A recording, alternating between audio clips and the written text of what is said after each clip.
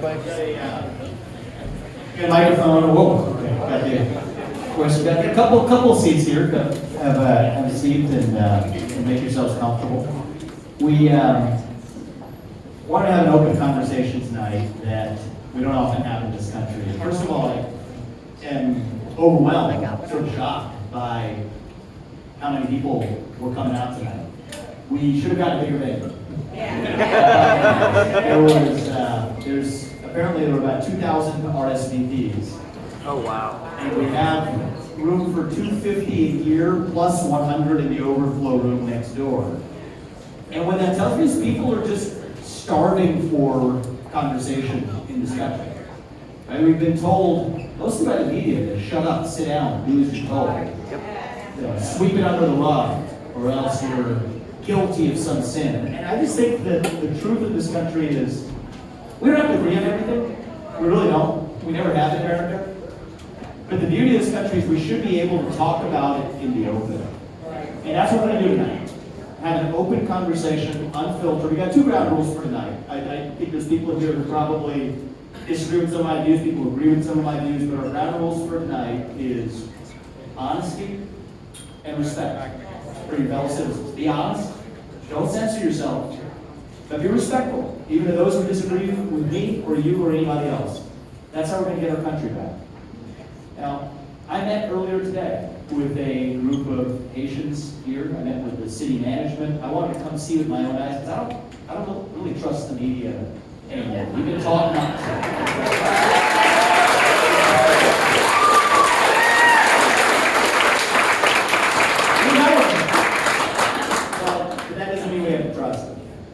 If you actually want to trust the people of this country, the best way to do it is to speak directly to them without filters. I'll share with you what my perspectives are. Coming out of some of those meetings with members of the Asian community, leaders from that community, city officials, here's my takeaway. There's about 70,000 people now in Springfield. And by the way, people ask me, why do you come to Springfield? One of the media networks, MSNBC last night, said, I'm descending on Springfield to do this event. So this is a fair question. Why are you here in Springfield? I grew up an hour from here. I live less than an hour from here now. I actually spent a lot of time in Springfield growing up.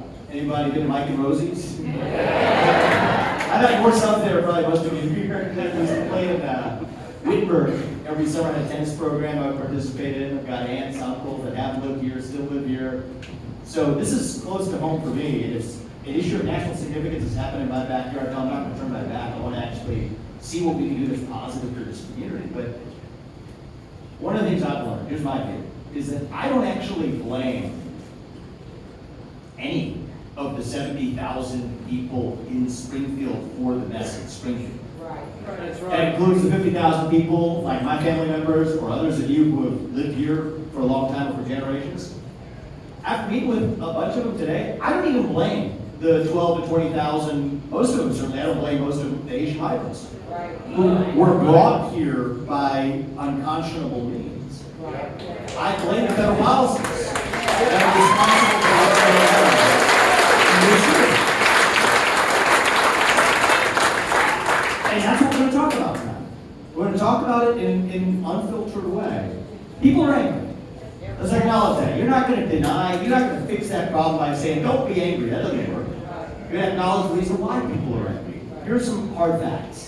Right? This is not narrative, it's not fanning flames, it's just fact. Okay? Hard facts are, this is a city with twice the poverty level of the national average. This is a city where since 2020, in the last several years, some cases in the last couple of years, you've had carjackings and car thefts go up by 50%. You've had shoplifting go up by 100%. You have seen a rise in communicable diseases. It's real, those are facts, they're not deniable. The traffic-related incidents, those aren't quantifiable, or maybe they are, but I don't have the facts on that, but undoubtedly there have been some wounds in this community dating back to last year. And in respect to the family, I'm not going to go into the details of it, but I know this community has been through a lot. And so we're not going to sweep that under the rug. But the question is, how do we channel that anger to actually do what's right, both for Springfield and for this country? So I have a bias, I'll put it on the table at the beginning. And I shared this with the Haitian groups I met with earlier today, too. we gotta ask the question of what is the right legal immigration policy to this country. I'm dead set against illegal immigration. If your first act of entering this country breaks the law, you should not be able to enter this country.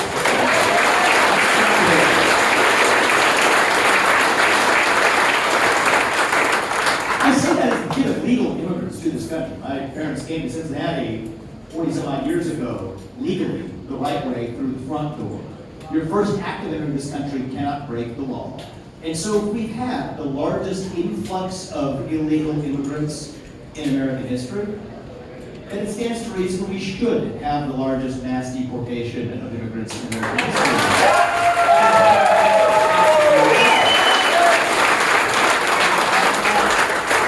That's not racist or xenophobic. That's what it means to stand for the rule of law in the United States of America. The issue in this community, I will admit, is a little tougher than that, right? Because many of the people who are breaking the law at the southern border, I mean, they're sneaking in, they're bringing in or snuck in by cartels, illegally hiding from the system. Many of the Haitians, most of the Haitians who are here, at least our own government told them that they're actually allowed to be here. I blame the government for that. But that's a separate issue of legal immigration. What type of legal immigrant do we actually want in this country? That's a harder question. I'll give you my view. You don't have to agree with me. But here's one principle that I think not just the Republican Party or the Democratic Party of America would do well to agree on this. If you're going to depend on government services or the welfare state when you enter this country, then you should not be permitted to enter.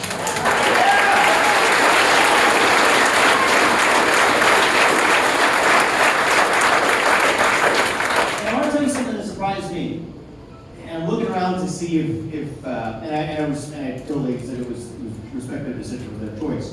But I'll tell you something that surprised me. This is positive. The Haitian community leaders who I met with here, I believe in honest dialogue. I told them you may not agree with everything I say. You may or may not. Several of them had very compelling stories. One was a doctor, educated in Haiti, but they don't recognize a medical license here, so he put himself through nursing school, and he's actually making contributions to this community. I told him here's my view, is that our communicable disease going up, our social services strained, Medicaid running out of money and run very poorly, schools under strain, welfare, food stamps. Here's my views.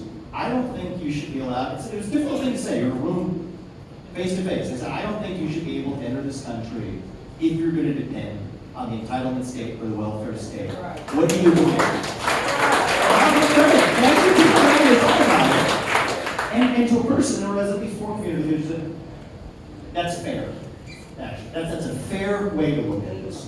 And so my hope is that through open conversations, through actually speaking without fear, we actually not only solve the problems of this country, but dare I say, unite this country as well.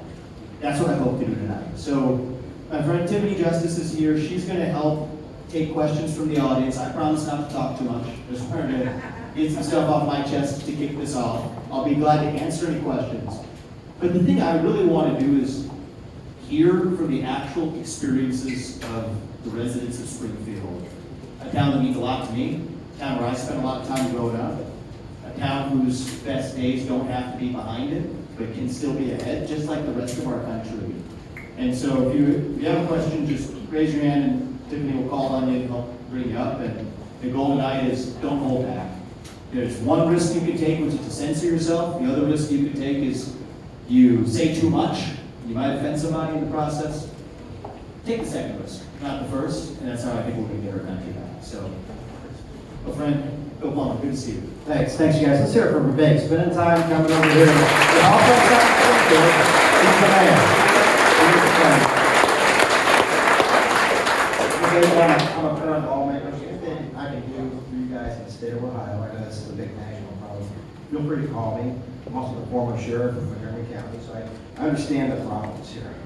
But Vivek's hit on a lot of it. I mean, let the media grab the story about the ducks and the geese and the dogs and the cats. That's not the story. The story is what this is costing you guys. Right? What this is costing the American citizen when your hospitals are full, you get new diseases here. You know, there's a lot going on that you guys should not have to pay for. And I feel sorry for you guys. I'm right across in Dayton, Ohio, and that's where I'm at, and I see this migrating in my community, okay? So we're with you guys in spirit, but Vivek, we have to figure out a way to close these borders. You know, when I was a sheriff, we had 3 drug cartels in Dayton. Now I've got 9 cartels. They're killing our kids with fentanyl. But thank you for being a warrior fighting for this community. These guys need leadership, they need love. Thank you, sir. Thank you. Good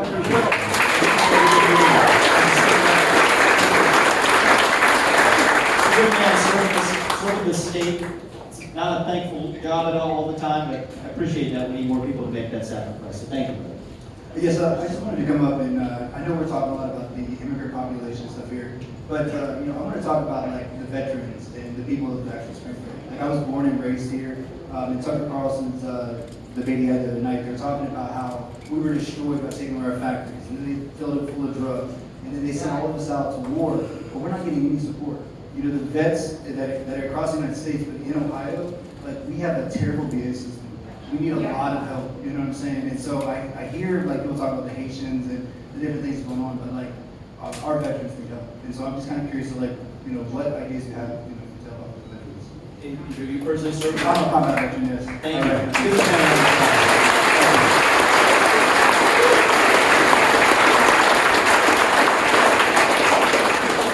So I think one of the things we need to do in this country is to fix the VA once and for all. To really treat it the way a business treats its shareholders is the way the VA should actually treat its veterans.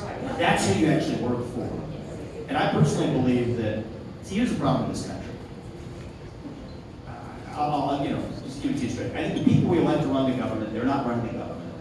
The people who pull the strings are unelected bureaucrats, both in the public sector and the private sector. And that's happened in the VA. I've got family members who worked in the VA. My mom used to work in the VA at University of Cincinnati, outside the University of Cincinnati, the VA there, taking care of patients with PTSD who served this country's combat veterans as well. My wife's worked with the VA system. Here's the reality is, I think every veteran, just like the shareholders of the company, vote for who actually runs the board. I think the veterans of this country should get a vote on the compensation and pay of the people who run the VA based on how good of a job they're doing.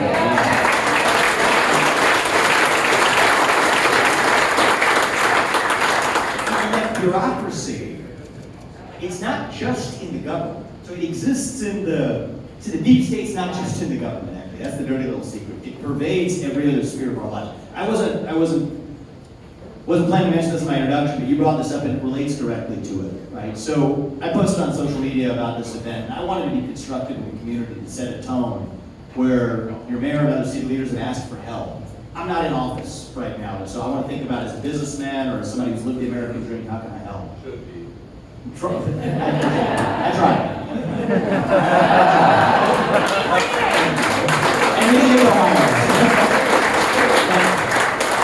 But I think about, this country's blessed us with so much. We've lived the American dream.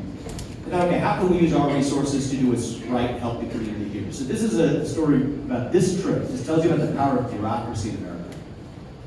So we say, okay, maybe it's the hospital that's strained. So I call around city leaders and say, no, it's not really the hospital, it's primary care that's actually been strained the most. Yeah. And there's some nonprofits working on primary care here. And so we offered a $100,000 gift to support those charitable efforts. And guess what got in the way? It turned out the gift, bureaucracy along the way. And I think that it has something to do with my I can only speculate, it has something to do with my political perspective or otherwise. But I think that the reality is we need to put that to one side and say, if we have ways to solve problems, whether it's in the VA, whether it's in the private sector, whether it's in philanthropy, just get the bureaucracy out of the way. So that at least in government, the people who we elect to run the government once again run the government. And in the private sector too, the people who actually are running the show are people who actually care about solving the problem, rather than looking after their own optics or appearances. And if we do that, I think we can save the country. So, thank you. Why don't you come on up, sir? Thank you. You can do whatever you like. You can go to the microphone.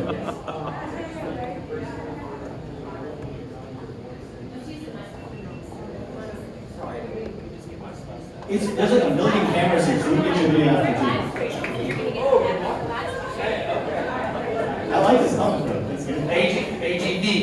helmet brand, very safe. Ooh, baby, who you watching? Matt, all right, I'm the camp. All right.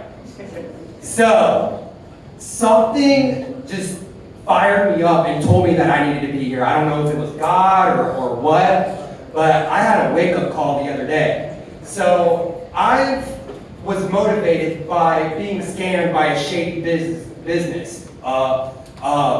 Drip season. They scammed me, and it motivated me to, go out and do on-scene investigations on local businesses. So I've been in these streets working my butt off while working a normal job that I feel like I'm just struggling there, and just with all this stuff that's been going on in the community, just makes it even harder. To where I've been so motivated to pull 60-hour days, 23-hour days out, filming, giving back to the community. But I've been going around to local businesses like Game Cycle, Catazeros, Bubby's Chicken and Waffles. Do you have a question? I thought you said I could talk about local. But we've got a lot of I questions. saw I'll make it yeah, super quick, and then we'll get So the commissioner of the city said something that I thought was very inappropriate. To be honest, I don't know if it was a deep fake or not. It's going all over Facebook. I don't really trust Facebook. But she said that she doesn't give a S word about local businesses. And it's been going all around, like it's been super viral. And that put a fire in my butt and made me want to come up here and mention this. That I thought that was unprofessional. No, you're fine. If you'd like to make the answer next. Yeah, I mean, I wasn't aware of that, man, but I gotta say, it annoys the S out of me. Right, to hear people who we elect to actually represent us as we people, to actually say that right now, what are people suffering through? Prices have gone up, wages have stayed flat, small businesses are gonna be the backbone of saving this country. And so I don't know which city official you're talking about, but the reality is, both of the city officials, you wanna know who, the only thing I'll give her credit for is effectively the people in the federal government right now, in my opinion, think the same thing. It's just that they're not saying it out loud. Right. So in her case, for saying it out loud, at least I'll give her small partial credit for that. And as a small business owner yourself, if you are, that'd be good. I'll give a chance for this gentleman, and then we'll come back again. Thank you, brother. Thank you. I appreciate you. No, I appreciate you bringing it up, sir. We'll go right here, and then we'll go back. That's not what she said.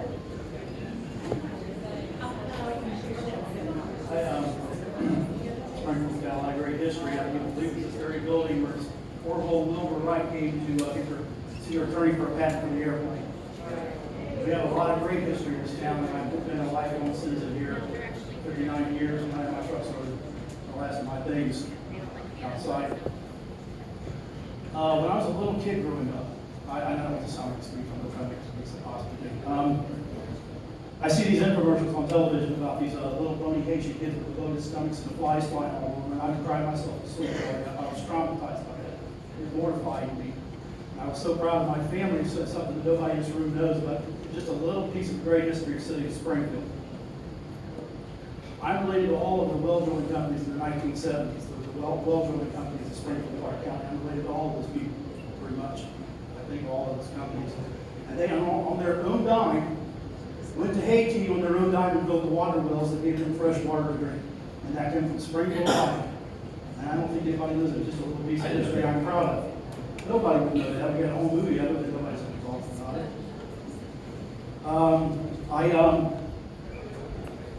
But my family's dealing with some things. My sister got hit left the center. Somebody went left the center with no license and no insurance on my birthday a year ago. And so now with the taxpayers are in it now for about $400,000, and she's had multiple surgeries and still can't walk. She didn't get to be there and hold her babies, her grandbabies that were all born and things like that.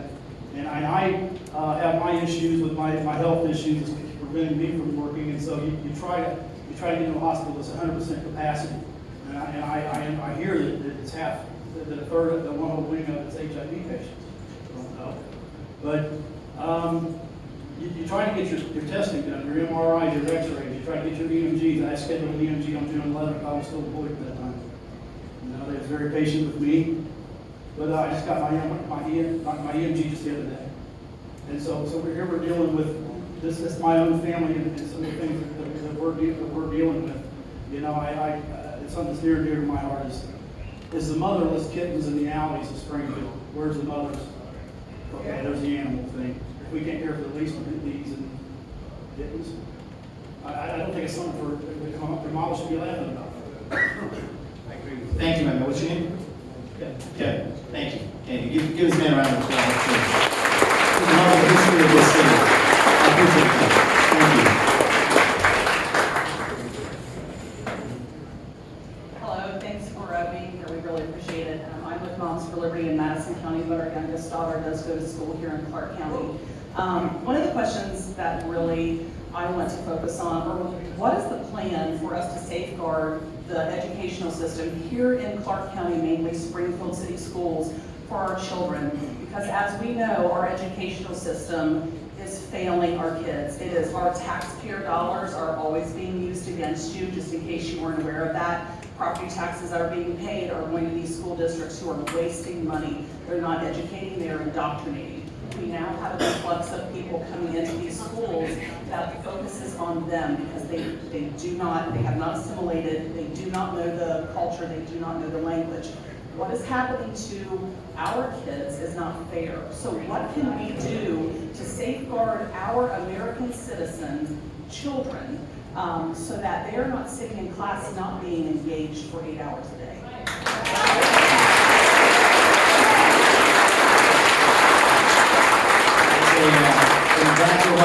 Thank you for that. I'll give you a couple of pragmatic answers. One is, actually, the schools are strained for dollars. Public schools are. I got a good place to find them, actually. So there's about $80 billion spent by this behemoth thing called the U.S. Department of Education. First step is shut that down and send the money back to the people.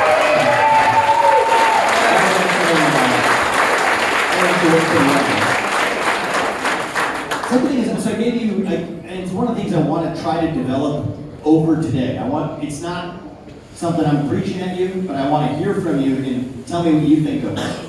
In developing a sensible immigration policy for this country, especially now as it affects our schools. So I gave you one principle earlier, which is that, and this is legal immigration. The easy stuff is, okay, if you're in this country illegally, send you back, build the wall, use the military, use aquatic barriers. That's the easy stuff, all right? So get that done, that goes without saying. But on the hard stuff, if you're going to depend on the welfare state, you don't get into it. Here's one more, too. I believe that you should be able to speak the language of the United States of America, English, or whatever. And as it relates to schools, that burden alone, it's not going to fix all of the problems that you just asked about, but that alone is actually going to go a long distance in relieving the pressure on a lot of schools, especially public schools, when it comes to language as a basic barrier. Versus, there's actually many more people who do want to come to the United States of America than can, who have skill sets, don't depend on the welfare state, and know English.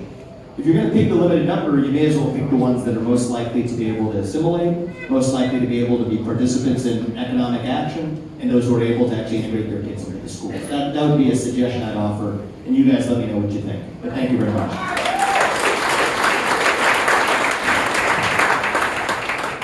Thank you for coming. A couple months I'll be a resident of Springfield, Clark County for 61 years. If our city council and everybody wants to be a part of the solution, just sitting right there by the door, I haven't seen a single one of them come in here. Exactly.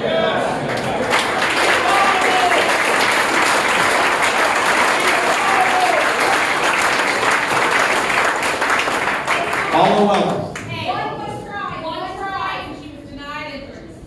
She's sitting in the other room. Tracy Cat trying to get in. And I know that there were all kinds of things. One thing I will own, this rests on me. So on Saturday night, I was having dinner with my wife and a couple of friends. We were talking about what was happening in Springfield. It felt silly for me not to be here. I got on my phone, I put out a tweet. I said, I'm going to Springfield. Thursday was the first day I could be free to get here. I want to thank Jim Lagos because I think it was very difficult to find a different spot to host this. So he did a great job of volunteering this space for us. But I under-anticipated. There's 2,000 RSVPs and we only had space for 350 people. So to the extent somebody couldn't get in, in a town of 60 to 70,000 people, that says a lot. But regardless, if people couldn't get in, that's on me. Ramaswamy, thanks for coming tonight. Definitely appreciate it. I've been a lifelong resident of Springfield for 46 of my 50 years. 4 of those were spent in the U.S. Navy. So I know this city very well. So prior to the arrival of our immigrants, we were suffering from, as many American cities have, and we continue to suffer with the drug epidemic and homelessness, among other issues that's plaguing our city and the country. And now with having an additional 15 to 20,000 new residents in such a brief period, our already burdened sectors of government, private, and public resources are now critically overwhelmed. I voted for President Trump in 2016, 2020, and I will vote again on November 5th.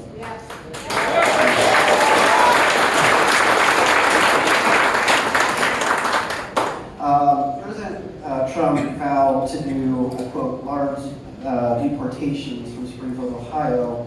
But like I said earlier, most, if not nearly all, of the immigrants here are here legally. So the notion of deporting all of them and then everything will be okay is not based in reality. So my question to you is this: what realistic plans can you, President Trump, and Congress produce for Springfield and cities like Springfield to be able to adapt and thrive for all of us, both citizens and immigrants?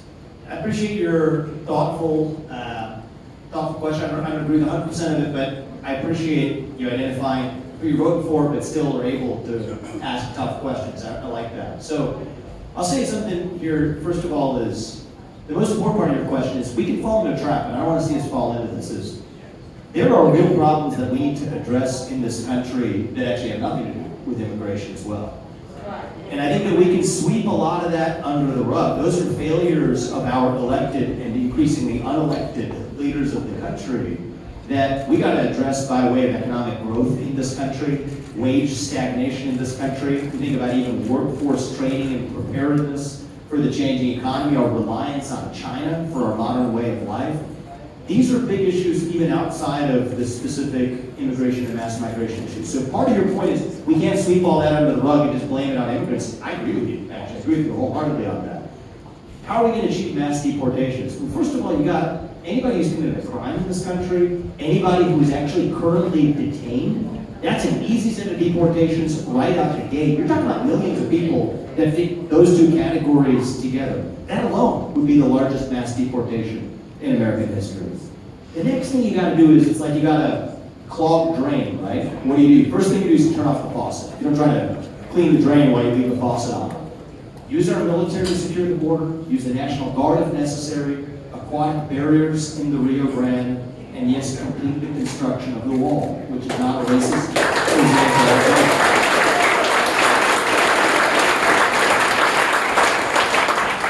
So the way I think about it is, let's just talk about some principles we can agree on. All right? Maybe if I was writing this down, it would be a little more precise, but I'll give it to you kind of off the top here. Think about it like your body, right? Violation of your consent. A nation's body is its land. No migration without consent. Number one. Number two, consent should only be granted to migrants who benefit the United States of America. And number three is, those who enter without consent shall be removed. And if anybody wants to disagree with me on that, that's fine, we can debate that. But I haven't met an American who actually disagrees with those three principles. So if we all agree on it, the country that put a man on the moon can get this job done. It's just a question of if we will to do it. Thank you.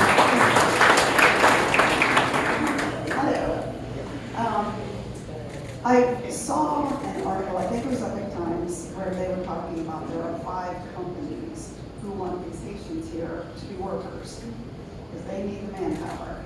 And I don't know how many of you know, I found this out accidentally. There is a massive Amazon fulfillment center being built down, I think, at the south end of South Charleston. I'm sure a lot of these people are being brought in for that as well. If these companies, these big companies, need these people, why are they not paying their way to get them here He's got plenty of money. He needs those people. We've got some greedy landlords putting out long-term renters who are gonna, and a lot of them end up on the streets. They're getting rich, putting 20 migrants in a house. They're getting $200 per migrant in these houses, and the long-term renters that pay $700 to $900 are out on the street. How do we stop that?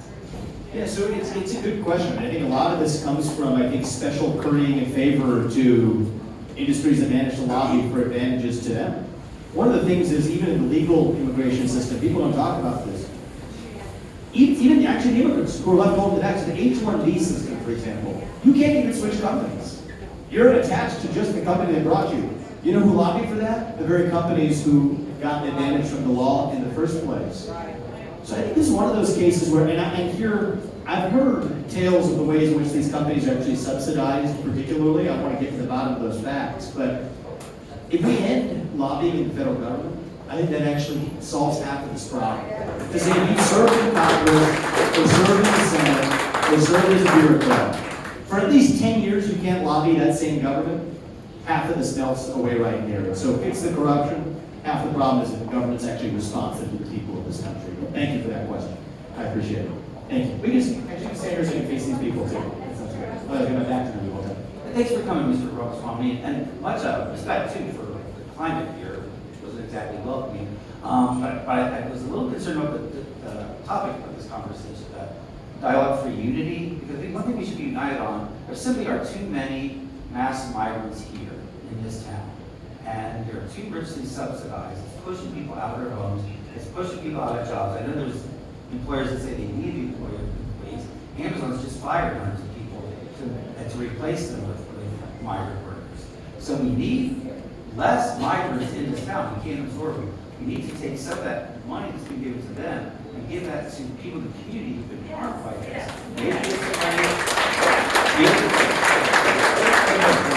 Maybe give some money to local businesses so that they can upgrade their equipment rather than hire low-wage, no-skilled migrants. Let's upgrade their equipment, maybe give some grants to the tech schools so we have kids qualified to run modern equipment. So Let me ask you a question, because part of my objective here is also to inform my own views, not reading what any newspaper, but hearing from our fellow citizens.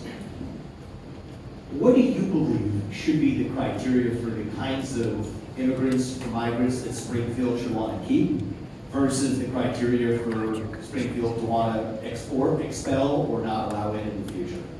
What would be your perspective on I mean, if it was up to me, we'd start all over. We'd send them away and start all over because they were brought in without our consent. Because some people were getting rich off of it, but it's harmed the rest of us.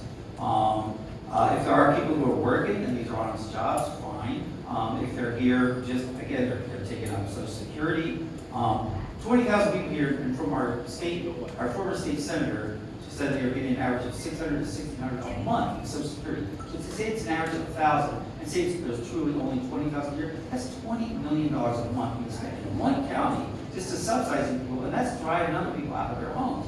We could take that money, I said, give it grants to businesses so they can modernize. Instead of bringing in migrants to work low-wage jobs, let's make the high-wage jobs, and let's train our kids to take those jobs. That would cost a lot less than $20 million a month. What's your name, Emily? Bill. Bill? Yeah. I appreciate your thoughtful perspective. I'll give you mine here, all right? Because I think that this is so, the situation is so broken, the status quo, that I think it's pretty coherent to say, you know what, just start with a blank slate and start over. Here's my view on it, is that there's a dishonesty to the current program and the justification for it.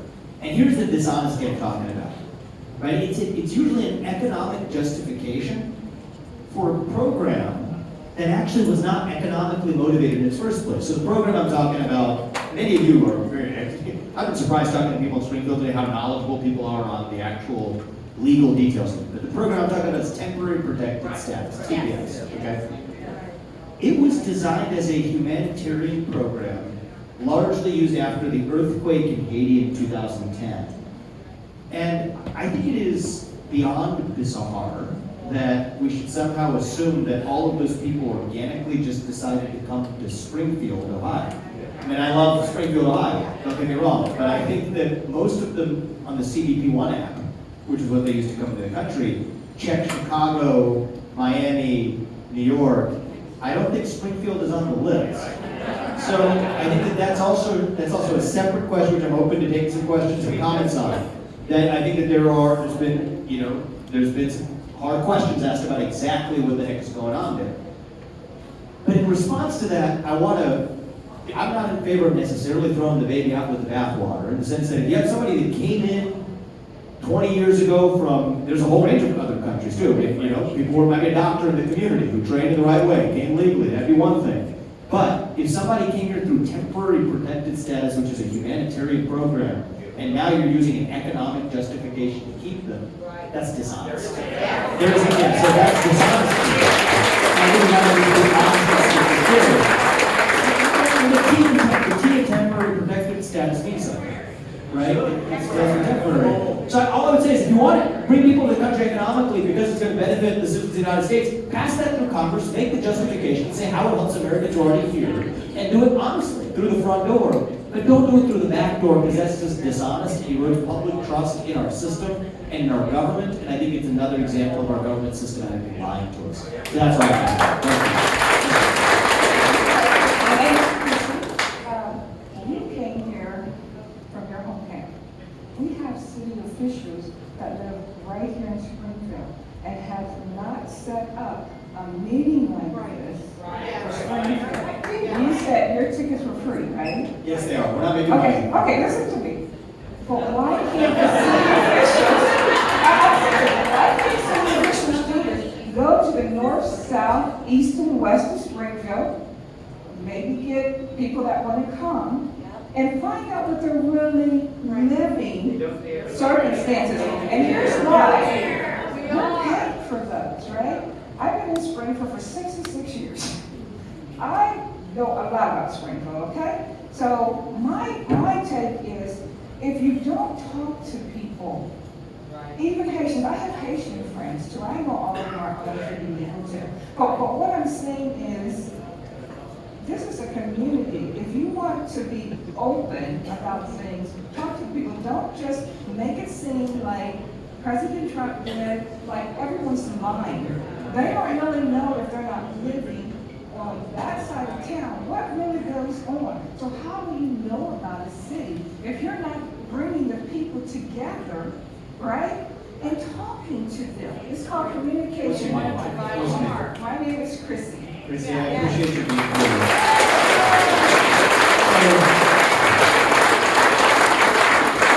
I'll tell you what I think is actually going on. Okay, the first thing I'm going to say may not be very popular in this room, but I'll tell you the truth. Okay, this is what I truly believe, so I'm going to share it anyway.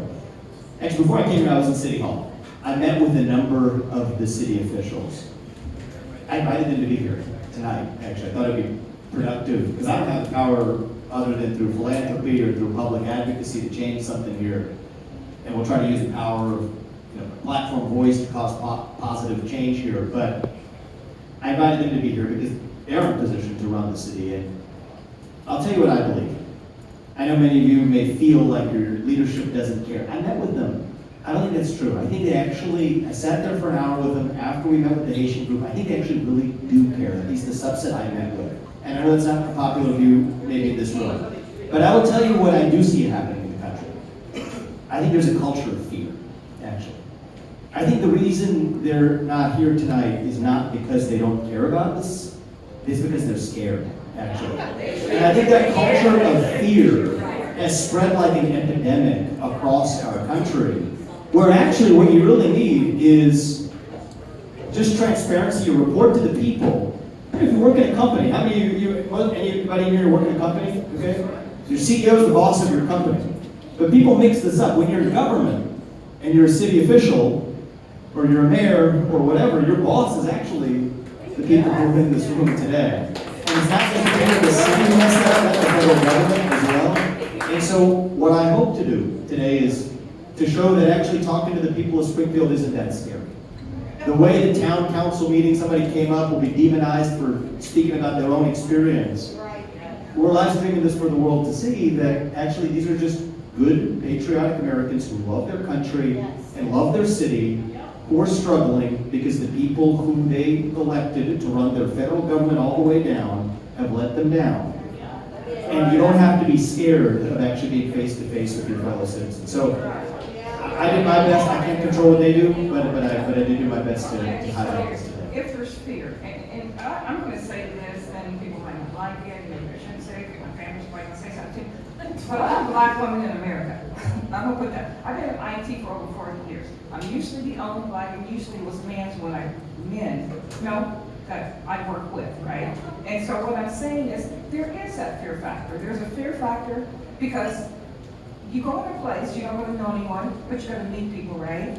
But the city officials, and I agree with you, I don't think all of them are that, but forget about the fear factor. People are hurting. I agree with you. And to I be agree with honest you. with you, I came up here for one reason. Hopefully they hear me.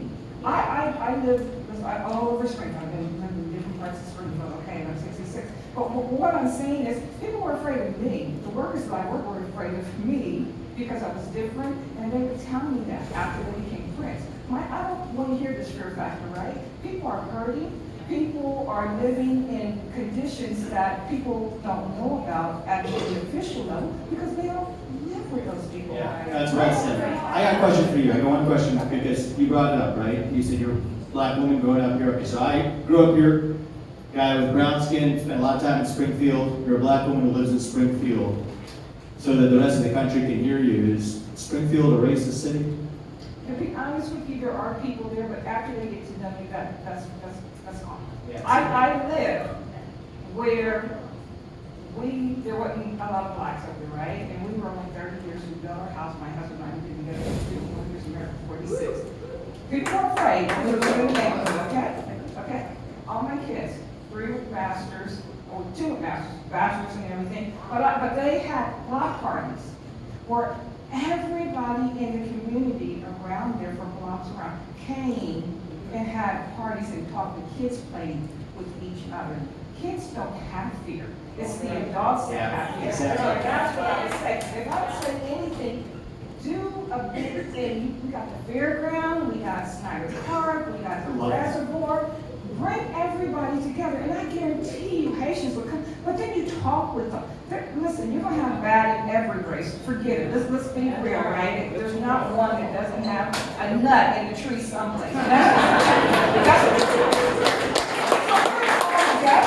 And then make the Haitians feel welcome, but they also have to learn our culture. And the biggest thing is they don't know how to drive. They don't.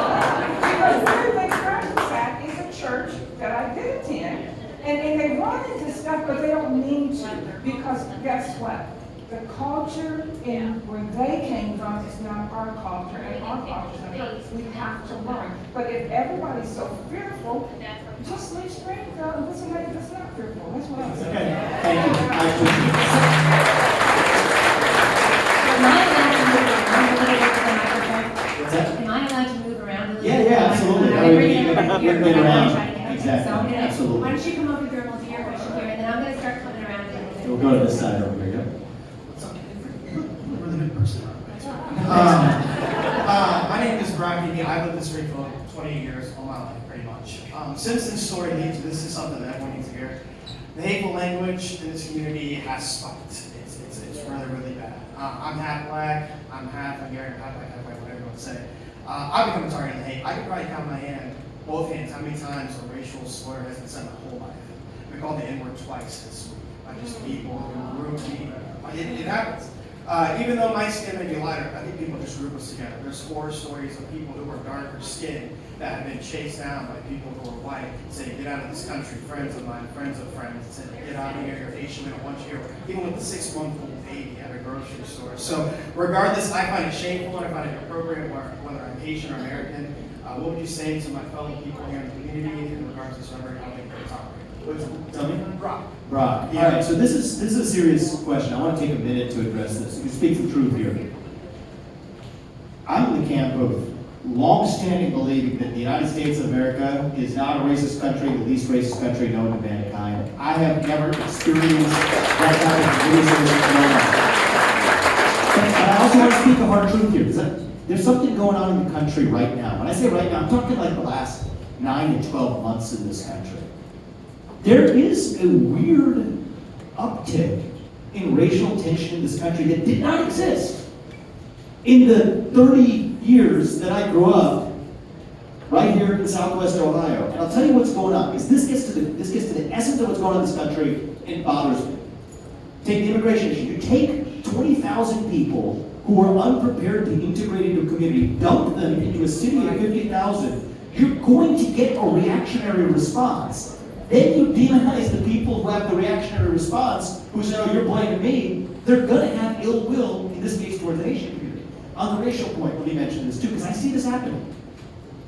There's no better way to create racism in America, anywhere, than to take something else away from someone's family because of their skin color.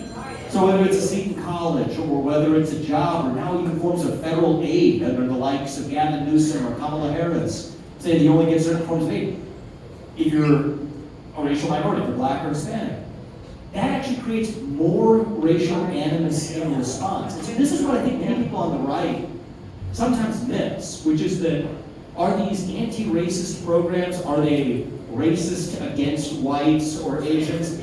They are. But actually, it's not just that it's racist against whites and racist against Asians.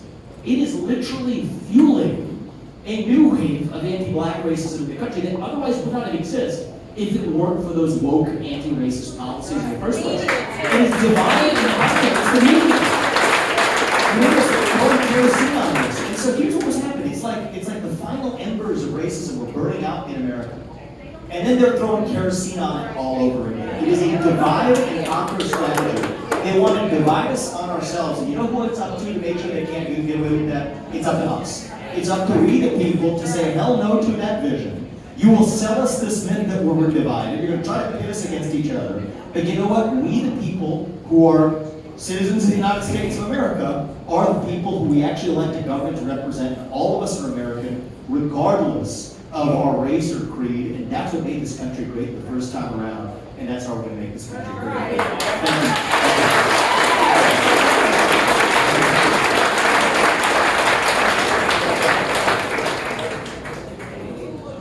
Hi. So I have a young daughter. I have two daughters, actually, and one of my daughters is younger. So I want to talk about crime a little bit. Sure. Personal crime. So she's been followed around Walmart. She's been stalked.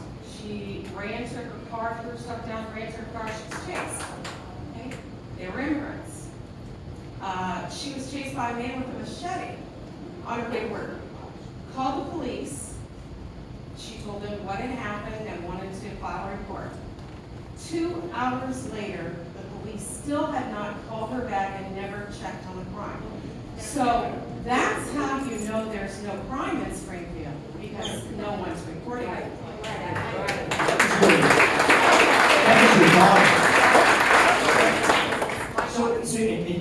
I guess, does she have any sense for whether those were illegal immigrants into the country? So she probably was conversing with them while chasing with a machete. Okay, related. See, here's the thing. It's uncomfortable to say this, but it's true. If your first act of entering the country breaks the law, then you're more likely to break the law when you're already here, right? And this is, I don't like just talking about the easy issues. Let's talk about the hard issues. They hated President Trump a lot for the so-called, the one they really tried to nail him for was the family separation policy, right? Anybody in this room know how many mothers in the United States of America are in prison right now? It's about 350,000, actually. And because I have a book coming out next week, and I got a Vontation special coming out next week. It's called Truths. Lays out a lot of these hard truths. That's one of the truths. It's a hard truth. About 350,000 mothers who are in prison. You know who we don't make them take with them? We don't make them take their kids, right? And we say, that's a difficult situation, but you deal with it in a different way. And so I think we have to restore the culture of the rule of law in this country. In this town alone, double the number of shoplifting crimes in the last 2 years. 2 years is not a long time for shoplifting rates to double. Auto thefts are up by over 50% in that same time frame. And as you said, based on your daughter's story, that's against the backdrop of many of them likely even going unreported. We got to restore that culture of the rule of law. But part of the reason we're seeing this too is that many illegal immigrants into this country, many other criminals in this country, when they see the top law enforcement agencies in the United States of America themselves not following the law, and they right ask the question, why the heck should I have to follow the law anyway? So top to bottom and bottom to top, we have to restore the rule of law in the United States. It's who we are, and that's how we save this country. So I appreciate that. I'm glad your daughter's safe. Thank you for sharing the story.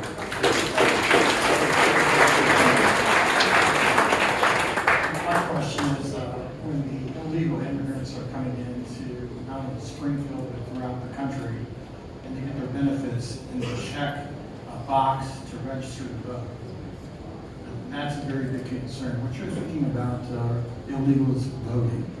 Yeah, I'm against it. That's sort of where I land on that question. I actually, I spoke with President Trump earlier today, and one of the things that makes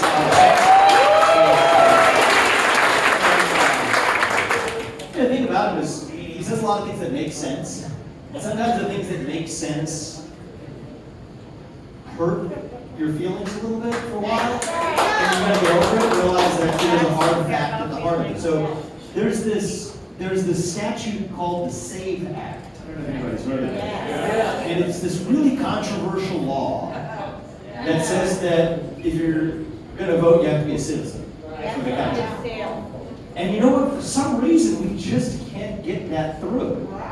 And actually, it's not just Democrats. I think that there are a lot of Republican reluctance around this too, which is strange to me. You know, I think that the reality is, if we can't agree that the people who vote in the United States of America ought to actually be citizens of this country, then I think we're done. Absolutely. But here's why I don't think we're done, actually, because most people in this country, at the level of the citizens, we the people actually agree on that. It's the managerial class, and in some ways, the bizarrely behaving elected leaders of this country that are actually betraying we the people. Now, on this, my goal here is not a campaign event. I want to come hear the concerns of the community and to share some of my own thoughts and start a conversation that the city, I hope, benefits from. But I will say that I'd be remiss if I didn't mention that you do have a chance to change. If you don't like the direction of the country and the way it's going, you want to change the rules, you got to win under the current rules first. And you each have an opportunity to do that on November 5th. So do your part as a citizen, you show up, you do your part, I promise you Donald Trump's going to be not going to be mine. That's all I'm going to have to say about that. All right, here? Sure. My name's Donald. We met. I was saying, Springfield resident for 50 years. Out of those 10 years I was in college. I was homeless for 4 years in California, living in hotels, on the street, under bridges. I left and came to Ohio. The thing is, my question is, what is the United States government, or state governments, or local governments, going to do about the homeless problem that is around the entire country? It seems like they care more for the illegal immigrants than they care about the homeless problem.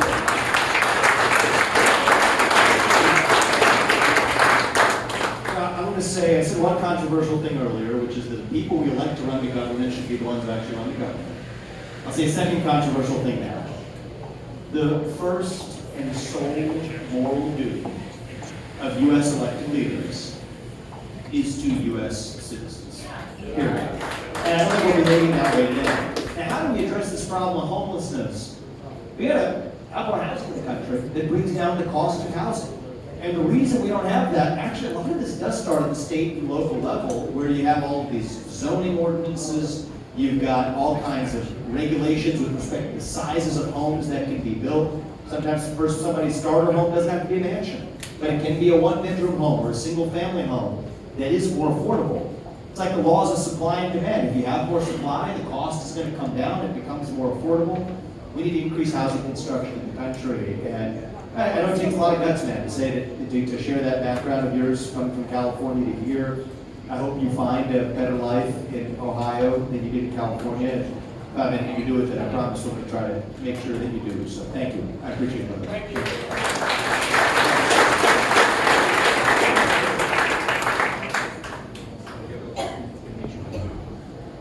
Yes, sir.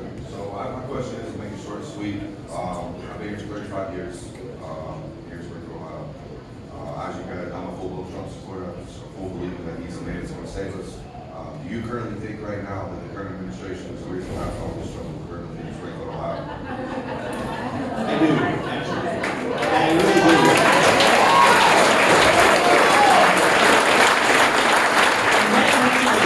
And that's actually probably the number one most important policy takeaway here. Yeah, I think if you're gonna run for public office at the local level or at the state level, you gotta be ready to take the heat, all right? If you can't handle the heat, stay out of the kitchen.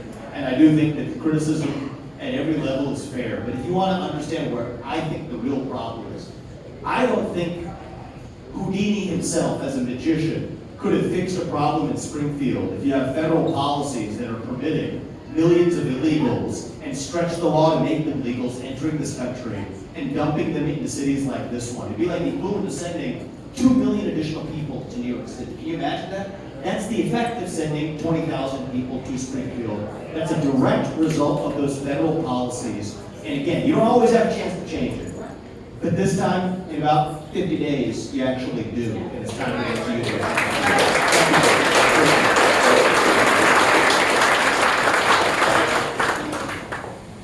Bill O'Reilly, Cincinnati, Ohio. This country cares more about Ukraine's borders. Everybody else's borders, transgenders in Pakistan. They quit caring about us long before Trump's last administration. This country's going downhill for a long time. The Declaration of Independence states that people have the right to alter or abolish the government that has constructed their rights and safety. It's been like that for a long time. When did we burn it down? I like your ideals. Thank you, my man. I appreciate it.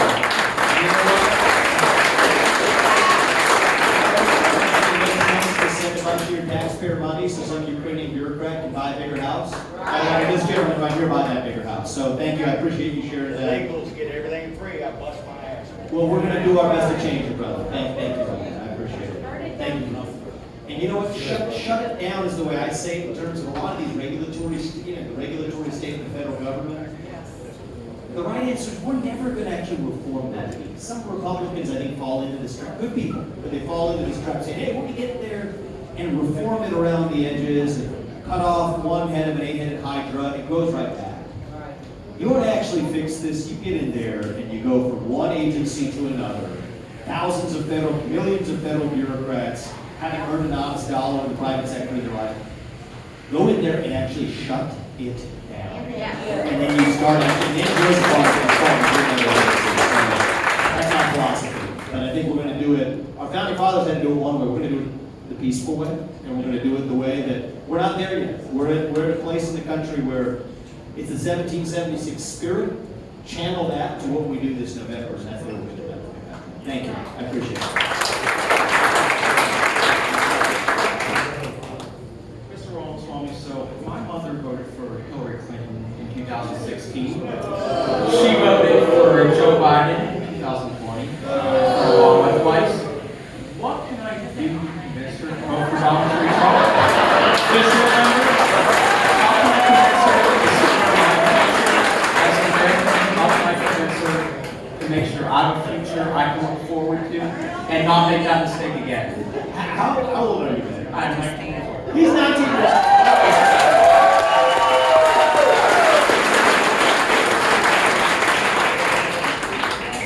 So, you gotta love your mom, right? This is a mom. You know why I can say that? Because she's raised a good son. And that's the best part of being a mother right there. So here's the thing. I don't actually, sometimes people, when they've just been inculcated into a culture by the media, etc., first they take that TV remote home and just turn it off. Shut that down too, actually. All right? The next thing to do is actually, how did she manage to raise somebody who actually was listening? It's by having school systems that actually focus on the education and merit of children rather than some equity agenda. How are you going to get a job when you graduate from high school or from college? Who's actually going to allow you to earn more money?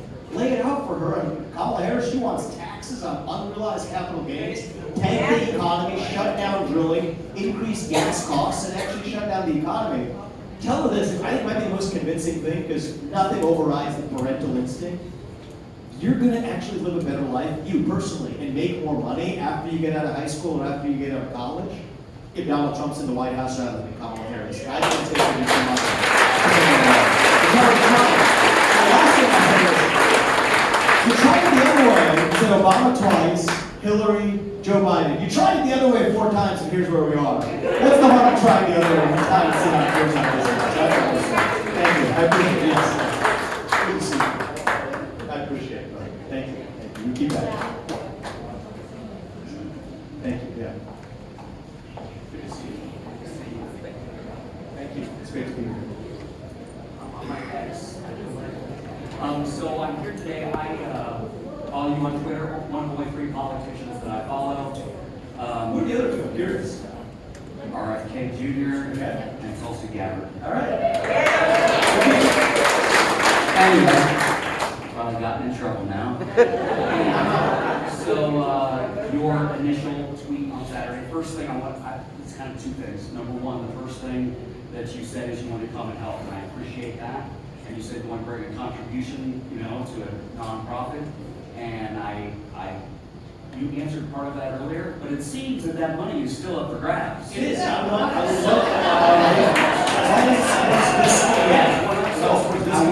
I work for a nonprofit in Springfield. It's a faith-based nonprofit. We have 26 ministry partners doing incredible work in our city. We have multiple multiple partners that are community partners. We work with our local schools. We work with our health department to try to tackle some of the biggest problems in our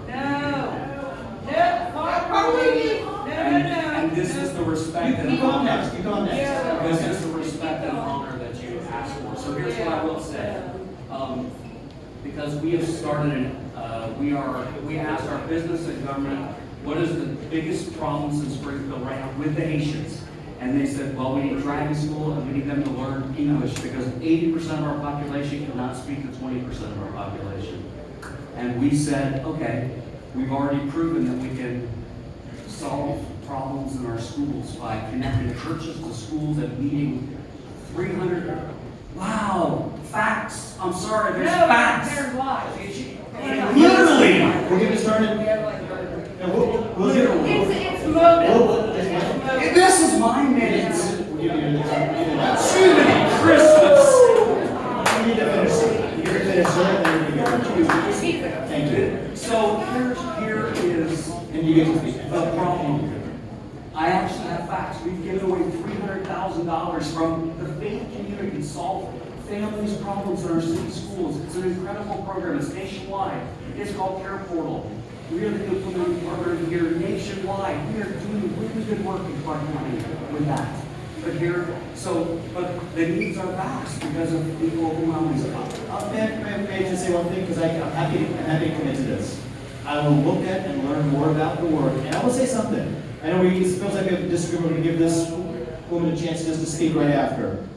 But here's one thing I will say is, irrespective of this specific exchange, I think actually the revival of faith in our country is going to be a good thing to realize.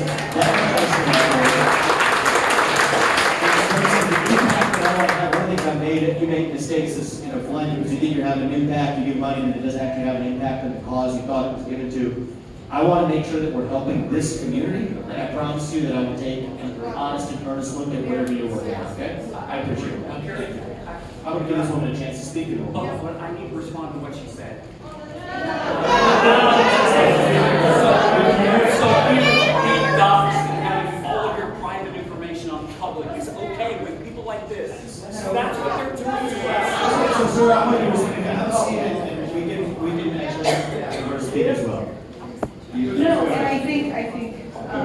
We said two rules tonight: honesty and respect. So we follow both. Okay? I think that we've had a lot of church groups in the Springfield community, Catholic, Christian organizations that have, they've contributed to bringing, we could have handled 3,000 to 4,000 people. We're not unwelcoming to that effect.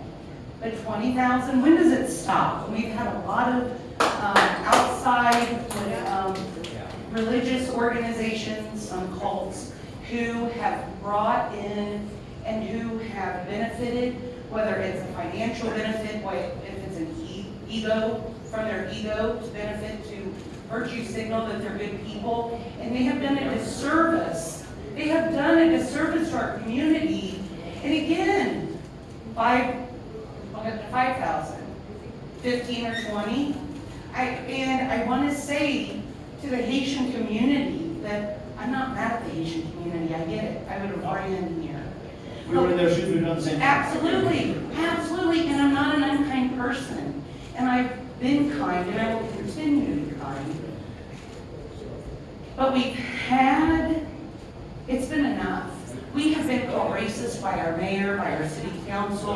We have had NGOs come into the city council, call us racist, signs in the churchyard. I love Jesus with all my heart, but you gotta bring truth in the word of Christ and not bits and pieces. We're not doing that. And that is what we're seeing in our community. I don't know what to do. Like, you're here, Vivek. What do we do when you're not here anymore? What do we do for our mayor who is pushing back on us instead of the federal and state government? We are the ones pushing back on us. So let me tell you, no, don't apologize.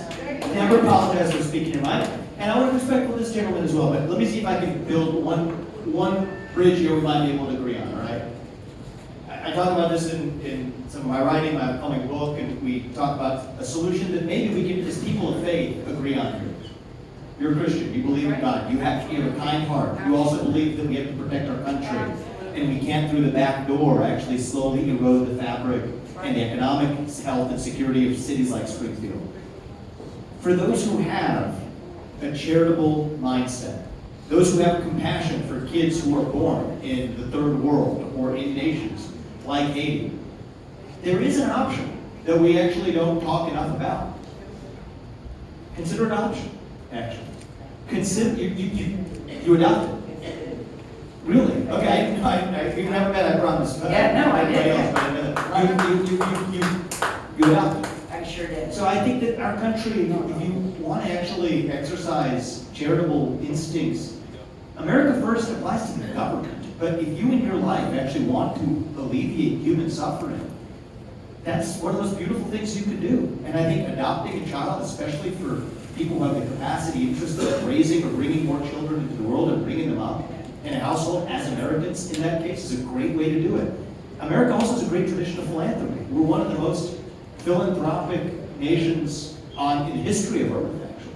There's no other nation with a greater culture of philanthropy than in the United States. And so there are many ways to exercise compassion for those who are suffering in other parts of the world or elsewhere, maybe born into families where they weren't able to be raised. It sounds like you have actually been somebody, thank you for also considering adoption as a path. But that doesn't mean that bringing those people through our government-ordained or NGO-ordained systems to the United States of America, that's not the right answer when we're actually, as public officials, looking after the citizens of our own country. And you said this, what are you going to do when I'm gone? But I'll make one promise to you. Promise I'll keep to you is I will look after whatever I believe is the right nonprofit cause to drive maximal positive change in Springfield, and I will follow through on that even though my first attempt at that was thwarted. My commitment to you is I don't know what comes next for me after this next 50 days. We got to go. If we move to Springfield, I promise you that we will do whatever we can to actually serve this country in the biggest way possible. I promise you that. I'll keep that promise, and our families will be behind us. Thank you. I appreciate it.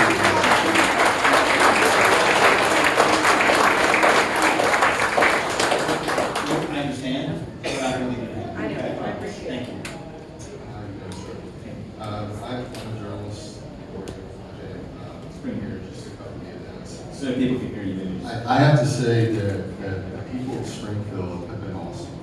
You guys have been very welcoming. And if you guys use that energy to welcome me here, with me being around town, I see you guys have welcomed these Haitians as well. But it's a little bit different. I tried to imagine having one-third of my town being filled with immigrants. And I've seen, you guys are gracious people, but it's just too much for you guys. I've been feeding the homeless all this week, and what I'm seeing around town is that the local governments are not taking care of the citizens rather than the immigrants. That's what I'm seeing.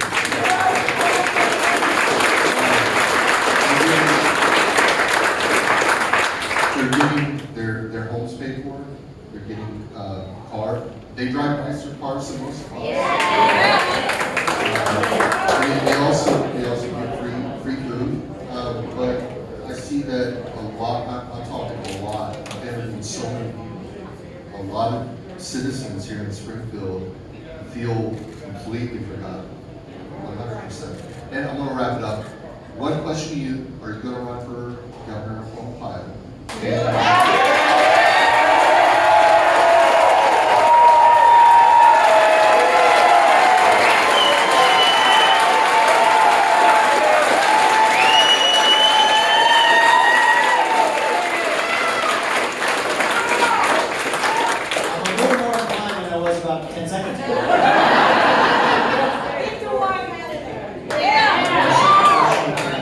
A little education goes a long way. These Haitians were here because July 7th, 2021, that's what they told me.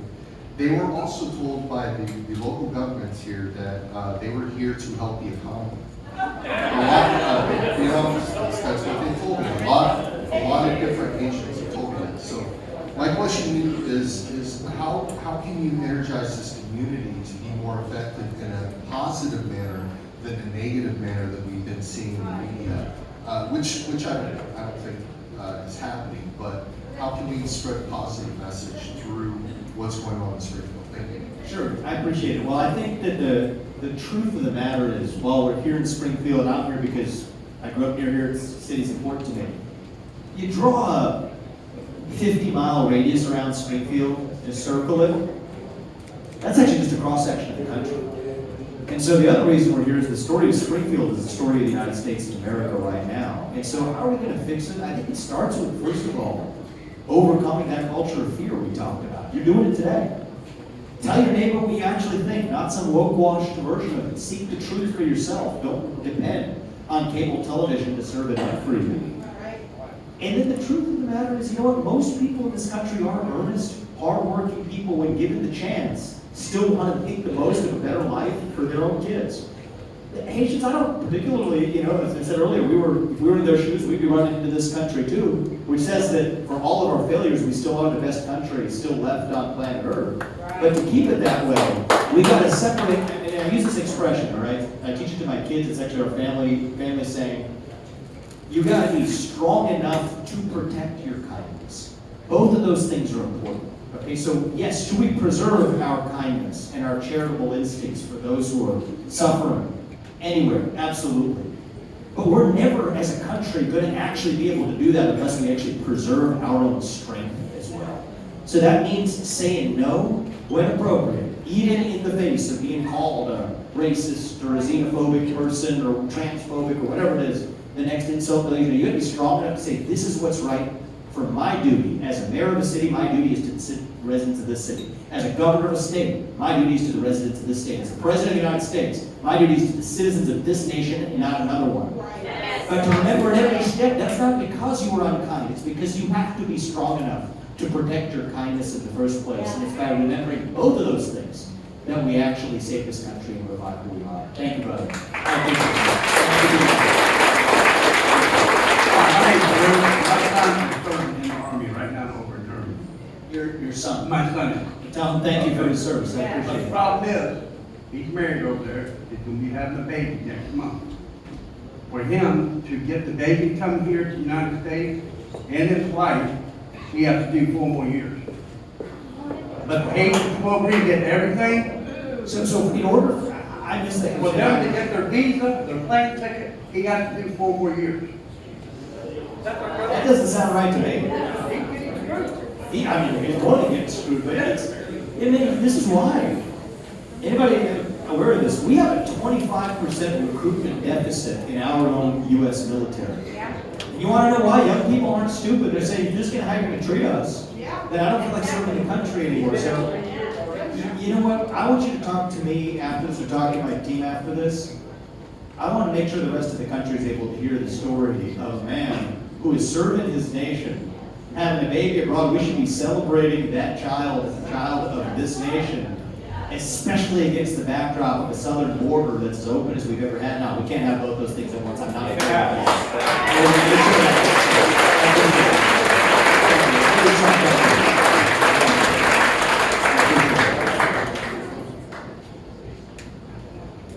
Hi.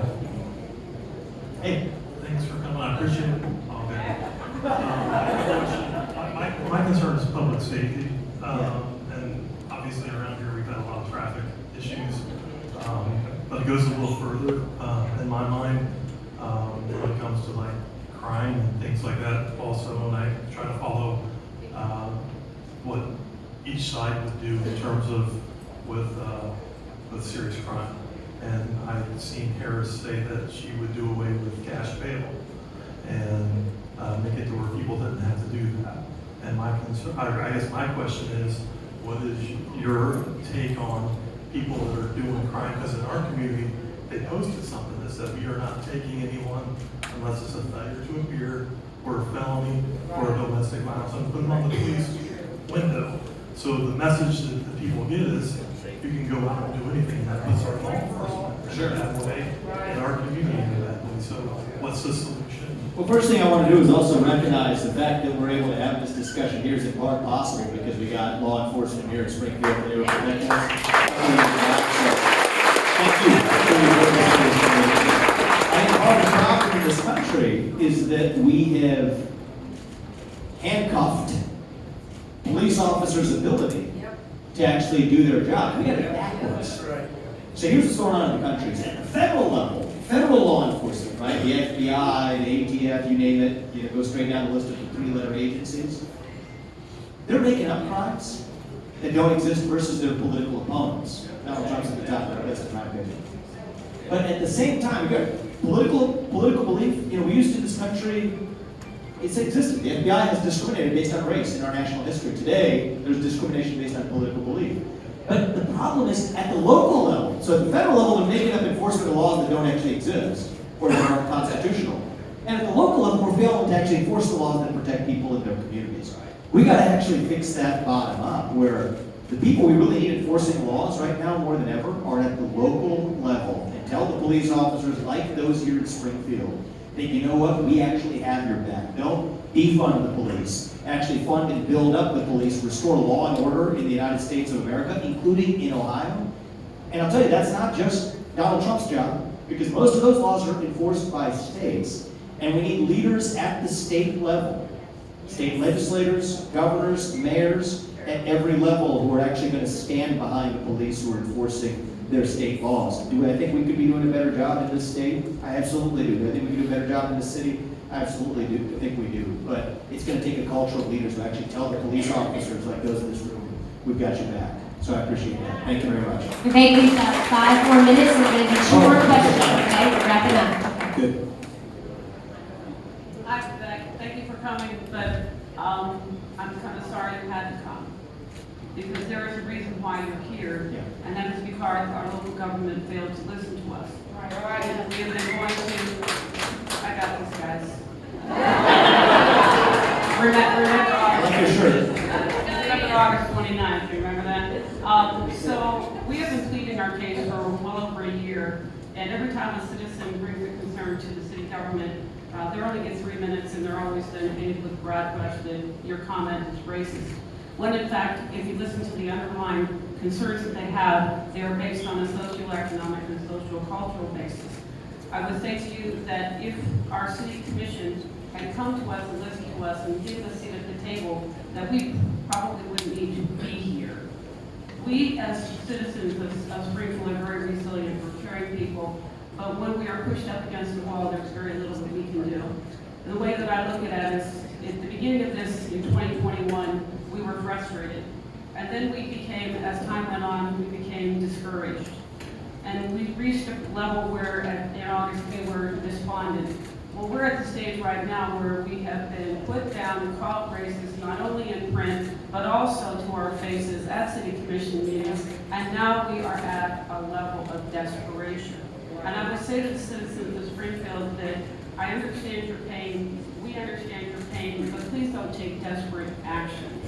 We understand your desperate words and we hear your cry, and so Vivek has now stepped up to help us out. And I'm hopeful that the City Commission will now understand that you cannot disregard your citizens, because this is what you end up with when you ignore our voices. Right.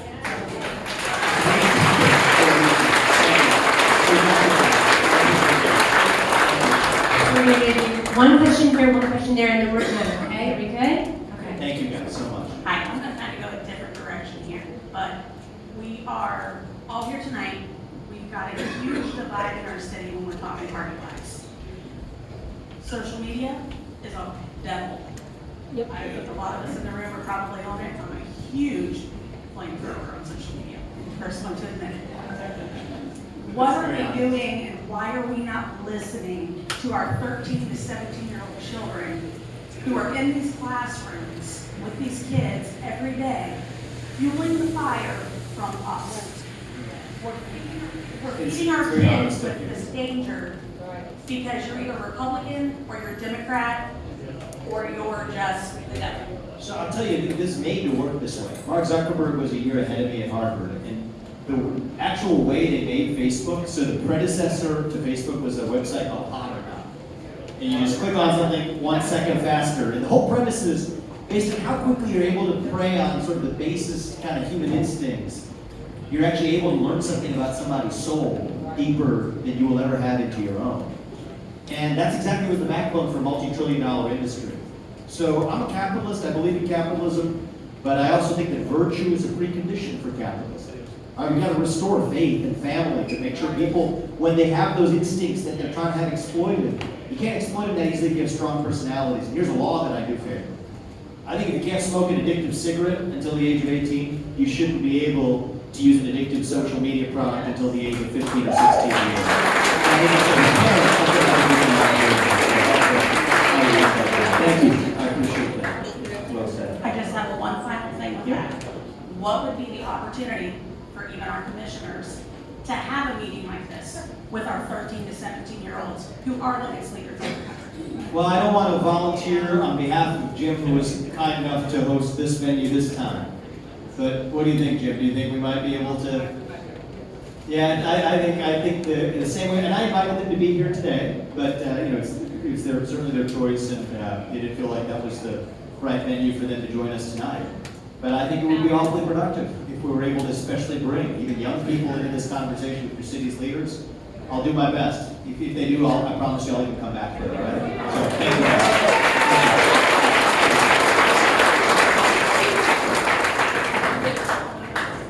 Vivek, my name is Pete Santilli. I'm from Cincinnati. My voice is hoarse because I've been here for 4 days talking a whole heck of a lot of people. I have a quick statement, a message from the Ohio State Troopers that I've spoken to, and who shall remain nameless, but they come with credibility because I'll prove my point. First of all, how dare anybody, we love our cats and dogs, talk about cats and dogs, and of course, not recognize the 400,000 children that have gone missing.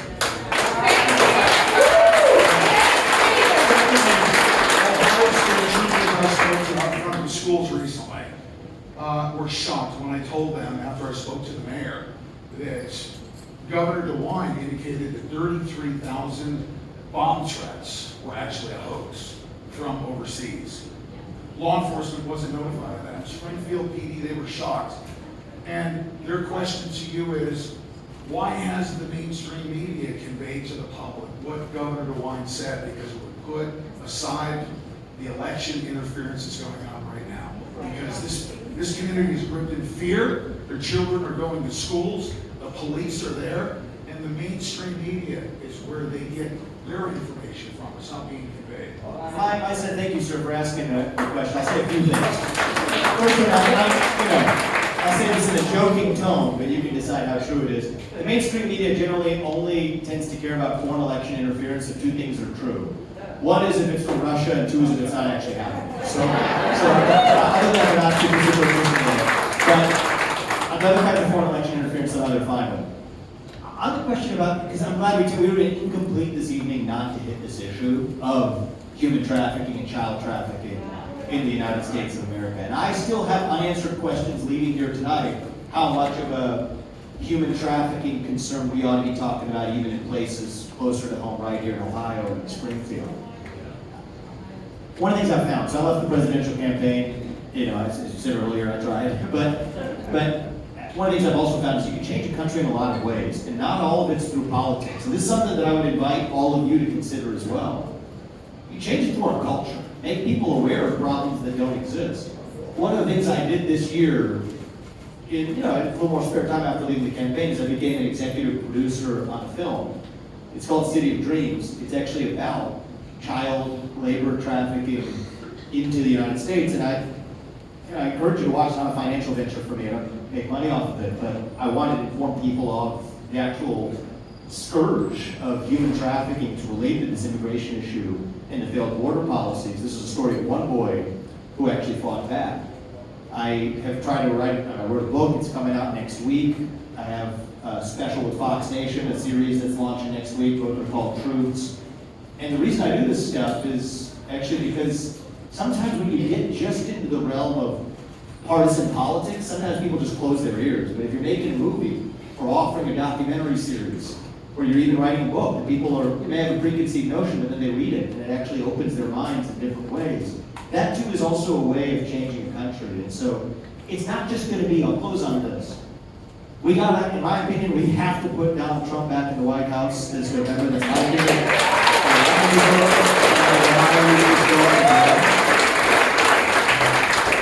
But it's not just going to be one man coming from on high from the White House to save us. It doesn't work that way. If we're going to be saved, it is going to be because we save ourselves.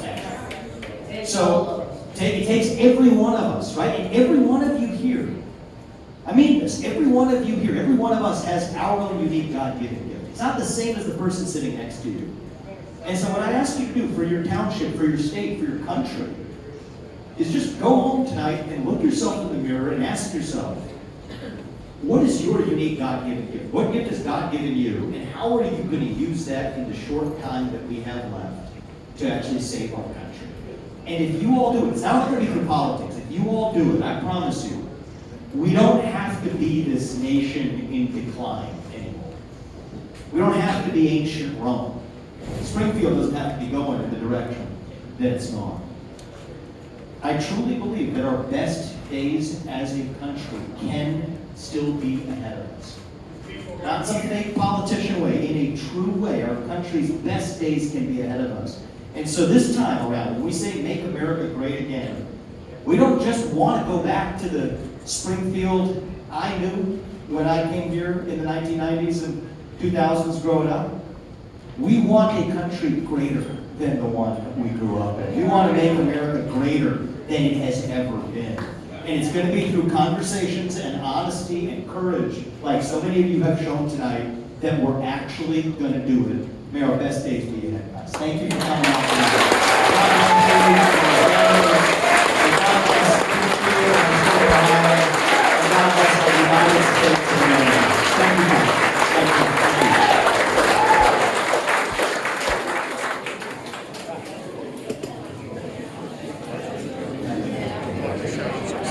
Oh, you're good, brother. There's no sense in trying to rush up there with a Camarino anyways. I'm not one of them types.